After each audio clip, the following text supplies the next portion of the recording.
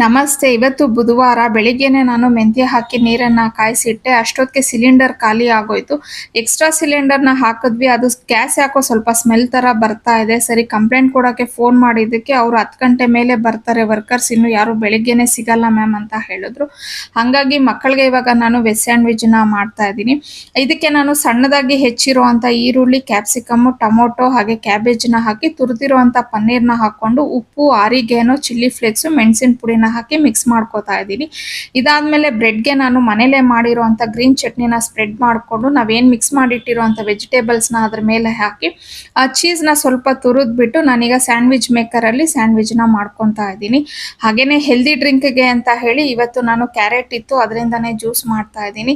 ಇನ್ನು ಸ್ಯಾಂಡ್ವಿಚ್ ಮೇಕರ್‌ನ ನಾನು ತೊಳೆಯೋದಕ್ಕೆಲ್ಲ ಆಗಲ್ಲ, ಹಾಗಾಗಿ ನಾನು ಒಂದು ಐಸ್ ಕ್ಯೂಬ್‌ನ ಹಾಕ್ಬಿಟ್ಟು ಅದನ್ನ ಒಂದು ಟಿಶ್ಯೂ ಪೇಪರಲ್ಲಿ ನೀಟಾಗಿ ಕ್ಲೀನ್ ಮಾಡಿ ಇಟ್ಕೋತೀನಿ. ಇವತ್ತಿಗೆ ನನ್ನ ವ್ಲಾಗ್ ಮುಗೀತು. Thanks for watching.